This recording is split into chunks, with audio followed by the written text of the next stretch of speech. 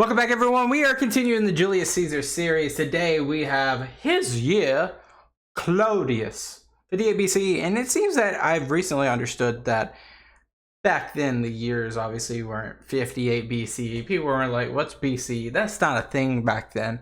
I feel that, and I'm not saying I feel, but I've heard that these years are actually literally called like the year of Clodius or the year of the consul. So that's interesting. Can you guys confirm that? Let me know.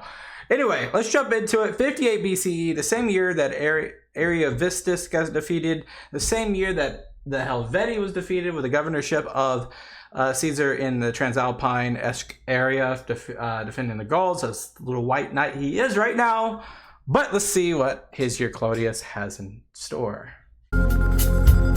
Publius Clodius Pulcher was one of the tribunes of the plebs in 58 BCE, and we're going to talk about what he did during his year, but first we have to set the stage a bit.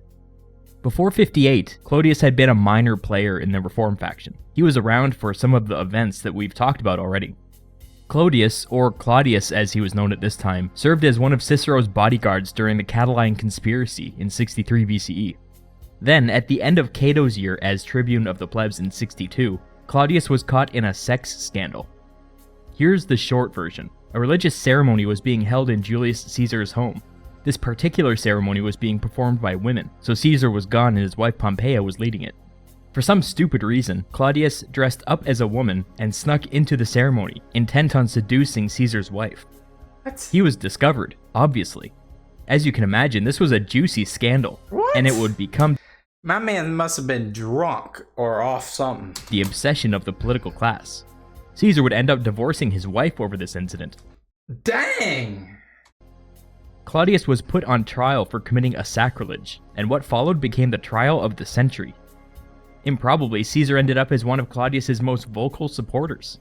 This seems weird to us, and it seemed weird to people at the time, but these men were both reformers, and apparently Caesar was more interested in supporting his political ally than his own wife. Conspiracy alert! Could Caesar have set this up to get away from Pompeia? Claudius's whole defense was that he wasn't even in Rome on the day in question. Cicero was the only person willing to testify that that wasn't true. Claudius saw this as a betrayal, and he wouldn't forget it. Against all odds, Claudius was acquitted. Word is that both judge and jury benefited from huge bribes from prominent reformers. The ruling was just as scandalous as the crime itself. Anyway, let's jump ahead. Claudius would go on to be elected quaestor, and would receive a lifetime appointment to the Senate as a result. During Caesar's year in 59, Claudius got it into his head that he wanted to run for tribune of the plebs. Why? Here's my theory. The system for electing praetors and consuls was heavily weighted towards the rich and powerful. These people hated Claudius's guts from the whole sex scandal thing. He was still a few years away from being eligible for praetor, but he needed to beef up his resume if he wanted to stand a chance. Plus, we shouldn't overlook the fact that Caesar's election in 59 was a big turning point for the reform faction. They had been in the political wilderness ever since the Catiline conspiracy, and Claudius was eager to be part of Caesar's new populist wave. But there was one catch. Claudius was part of an old patrician family, and was therefore ineligible to run for tribune of the plebs. The hint is in the name. The tribune actually had to be a plebeian. So with the help Of the people. Interesting. of Caesar and Pompey, Claudius came up with a scheme to get around this restriction. He renounced his patrician status, and was adopted into some random plebeian family, with Caesar as Rome's head priest conducting the adoption ceremony. The whole thing was a farce. His new adoptive father was younger than he was. To show off his new plebeian status, Claudius changed his name to Clodius, and immediately threw his hat in the ring to become one of next year's tribunes of the plebs. He won.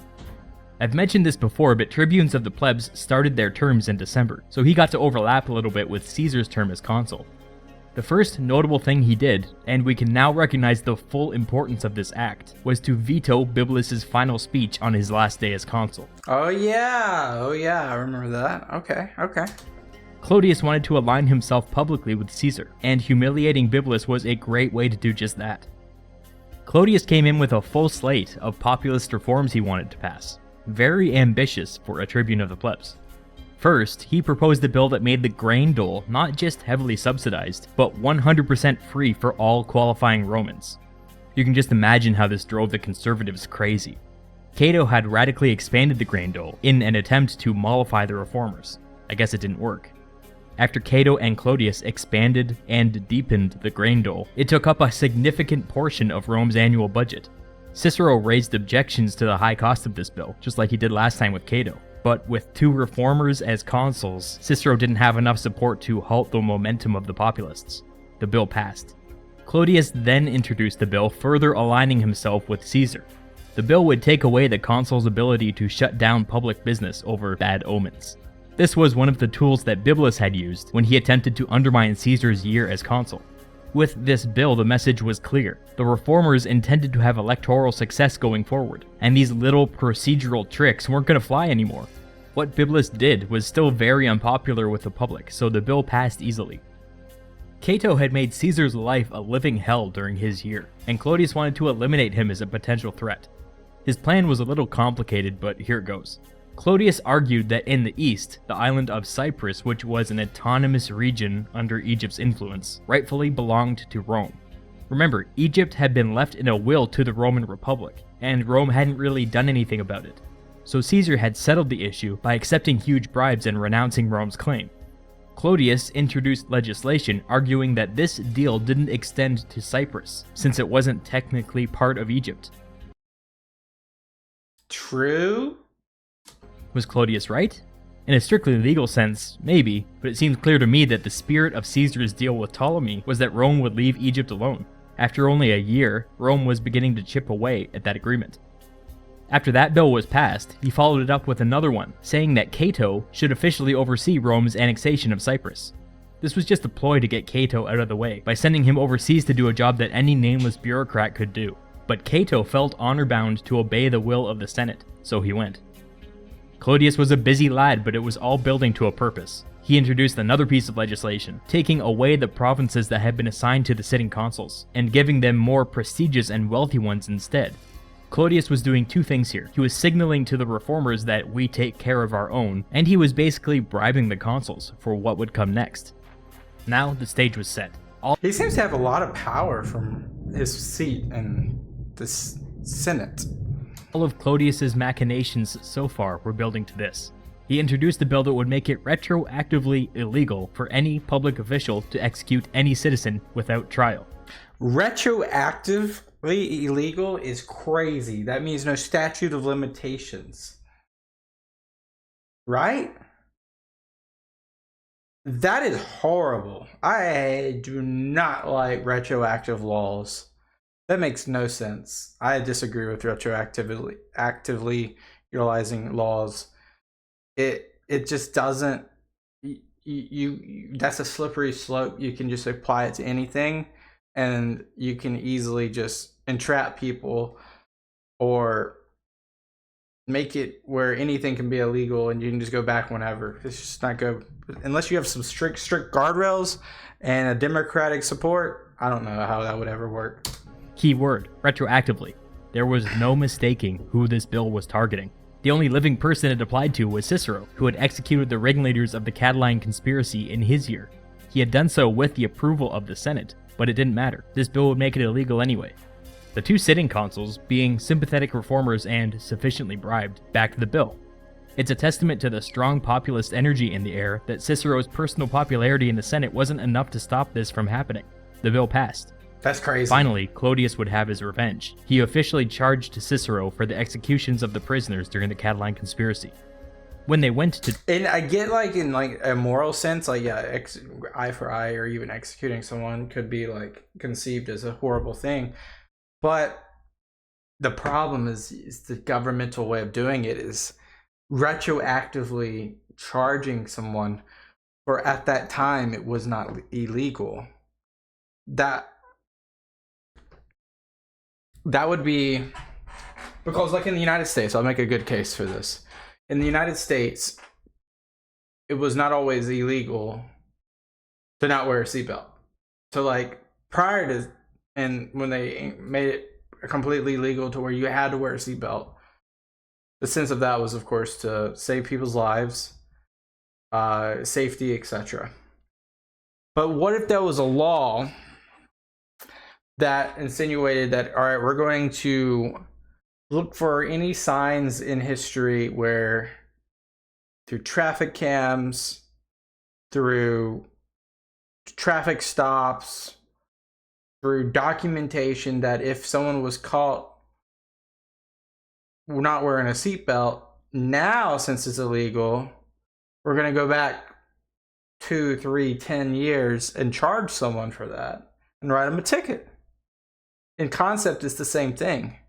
And I just disagree with retroactivity. What do you guys think about that? The trial, Clodius seemed to be getting a lot of support from the people. At times, the audience in attendance could get pretty rowdy, and at the end of each day when Cicero would walk home, a group would follow him, shouting insults and pelting him with stones. Dang. Cicero began to fear for his It's mob rule at this point. life.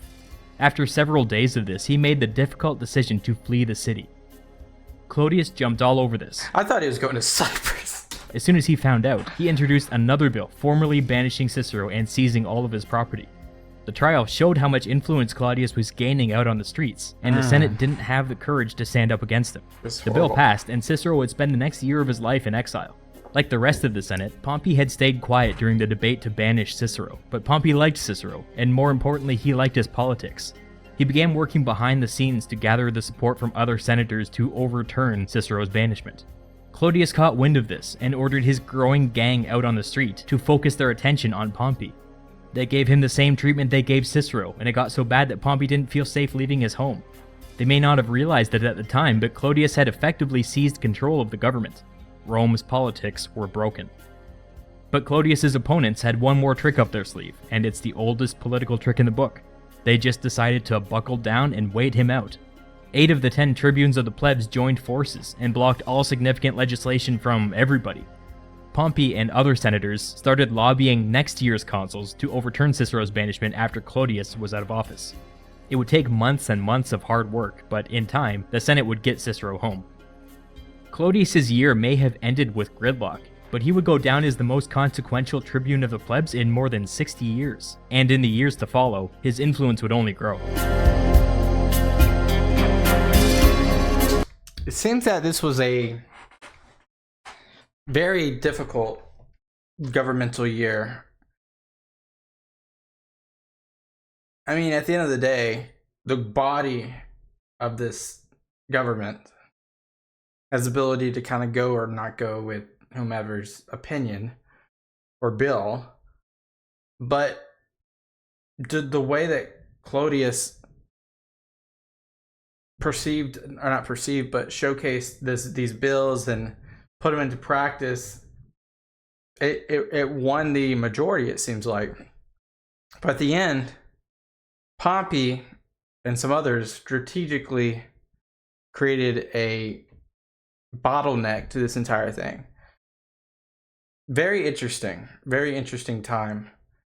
Turbulent, cat and mouse, tug of war. Those are some of the things I can use to describe what I'm seeing, how this is going on. And this is just like a backdoor to everything that was happening, I'm guessing, with the Caesar side of things. This is a Caesar series, but more about, I guess, the time that he's alive, what's going on. What do you guys think about this? It's interesting so far. I guess I'll see you guys in the next one. I'll see you guys in the next one. Peace out. Bye-bye.